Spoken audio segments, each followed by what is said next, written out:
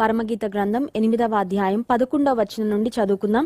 Bible ఉన్న వారందరూ తెరవండి. పరమగీత గ్రంథము 8వ అధ్యాయము 11వ వచనం నుండి. బయలు హామోను నందు సొలొమోనుకు ఒక ద్రాక్ష వనము కలదు. అతడు దానిని కాపులకిచ్చెను. దాని ఫలములకు వచ్చుబడిగా ఒక్కొక్కడు 1000 రూపాయలు తేవలెను. 12వ వచనం, నా ద్రాక్ష వనము నా వశమున ఉన్నది. సొలొమోను ఆ 1000 రూపాయలు నీకే చెల్లును. దాని కాపు చేయి వారికి 200 వచ్చును. ఇక్కడ 2 ద్రాక్ష వనాలను గురించి షూలమ్మితి మాట్లాడుతుంది. ఈ వర్డ్స్, ఈ మాటలు షూలమ్మితి మాట్లాడింది, స్పష్టంగా మనం అర్థం చేసుకోవచ్చు.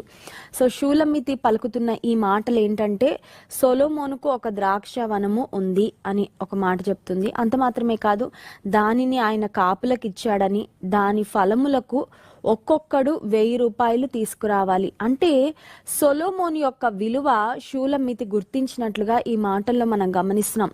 సొలొమోను విలువైన వాడు. సొలొమోను కట్టడానికి వీలైనంతగా ఆయనలో విలువ ఉంది. ఆయనకు సంబంధించిన ఉద్యానవనము విలువైన ఉద్యానవనము, అతను విలువైన వ్యక్తి, ఆయన దగ్గర విలువైన సంపదలు ఉన్నాయి అనే మాట షూలమ్మితి చెప్తుంది. సో ఫస్ట్ మనం ఫిజికల్ సెన్స్ లో మాట్లాడుకుందాం, తర్వాత స్పిరిచువల్ మీనింగ్ కు మనం వెళ్దాం. భౌతిక పరంగా ఆలోచిస్తే దేవుడు మన జీవితాల్లో కొంతమంది వ్యక్తులను పెట్టాడు కదండి. మన కుటుంబీకులు అయిండొచ్చు, లేకపోతే మన బంధువులు అయిండొచ్చు, మన స్నేహితులు అయిండొచ్చు.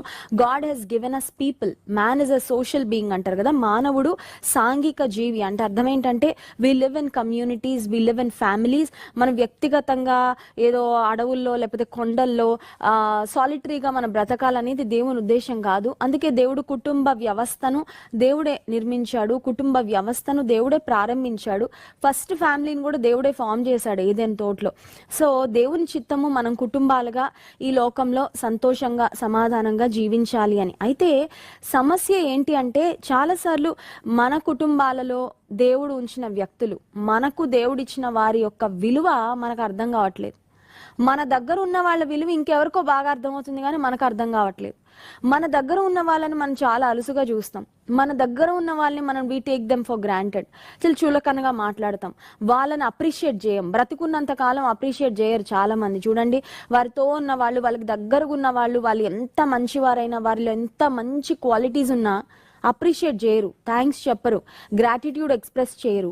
కానీ ఒకనొక సమయం వచ్చి ఒక మనస్పర్ధల వల్ల దూరం అయిపోయినప్పుడు, లేకపోతే భౌతికంగా వారు మరణించడం వల్ల దూరం అయినప్పుడు, లేకపోతే ఒక దూరదేశానికి వెళ్ళిపోయి ఒక గ్యాప్ అనేది వచ్చిన తర్వాత అప్పుడు అర్థమవుతుంది, ఓ నాతో ఉన్న వ్యక్తులు ఇంత మంచివారే, ఇంత శ్రేష్టమైన వ్యక్తులను నా జీవితంలో దేవుడు పెట్టాడే, వారు నా దగ్గర ఉన్నప్పుడు వారి విలువను నేను ఎందుకు గుర్తించలేకపోయానని. షూలమ్మితి ఒక మాదిరికరమైన స్త్రీగా ఇక్కడ మనకు కనబడుతుంది. వై?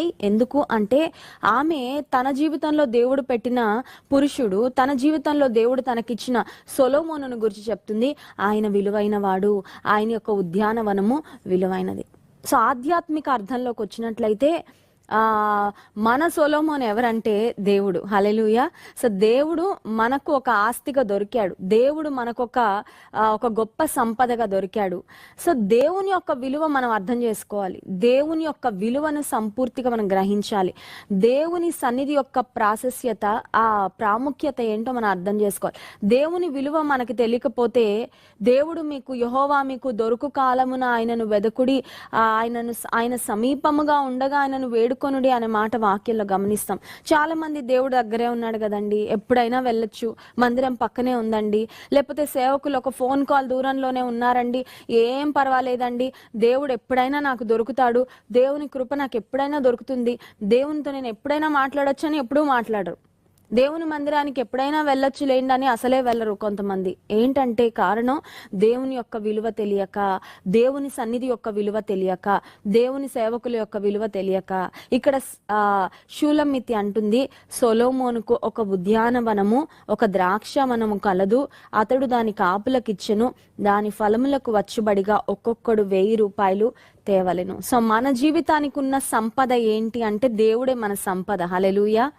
నా కాపరివైనందున అని ఒక చక్కని పాట ఉంటుంది. ఆ పాటలో ఒక మాట ఉంటుంది, ఏమనంటే, నా సంపద వైనందున నాకు సమృద్ధిగా ఉంది అని. దేవా, నువ్వు నా సంపద కాబట్టి నాకు చాలా సమృద్ధిగా ఉంది. I don't lakh anything. నాకు ఏదో అవసరత ఉందనో నాకేదో లేదనే భావన నాలో లేదు, ఎందుకంటే నువ్వు నా సంపద అనే మాట మనం గమనిస్తున్నాం. సో షూలమ్మితి సొలొమోన్ యొక్క ద్రాక్షవనాన్ని గురించి మాట్లాడింది. నెక్స్ట్ వచనంలో వర్స్లో ఆమె ద్రాక్షవనాన్ని గురించి మాట్లాడుకుంటుంది. చూడండి 12వ వచనంలో, నా ద్రాక్షవనము నా వశమున ఉన్నది. మనం ఆల్రెడీ పరమగీత గ్రంథంలో ఒక్కొక్క చాప్టర్ మనం ధ్యానం చేస్తూ వచ్చినప్పుడు ద్రాక్షవనము, ఉద్యానవనము అనే మాటలు మనం అర్థం చేసుకున్నాం. సో నా ద్రాక్షవనము అంటే ఒక మాటలో చెప్పాలంటే she's talking about her life. ఆమె జీవితాన్ని గురించి మాట్లాడుకుంటుందండి. షూలమ్మిత అంటుంది, నా ద్రాక్షవనము నా వశంలో ఉన్నది.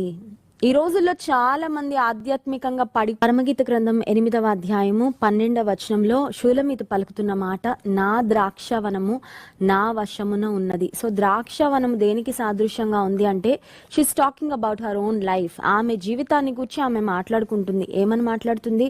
నా జీవితము నా కంట్రోల్లో ఉంది, it's not in somebody else's hands. ఈ రోజుల్లో చాలా మంది వారి జీవితాలు వేరే వాళ్ళ చేతిలో పెట్టేస్తున్నారండి. వేరే వాళ్ళు ఎలా నడిపిస్తే అలా నడుస్తున్నారు.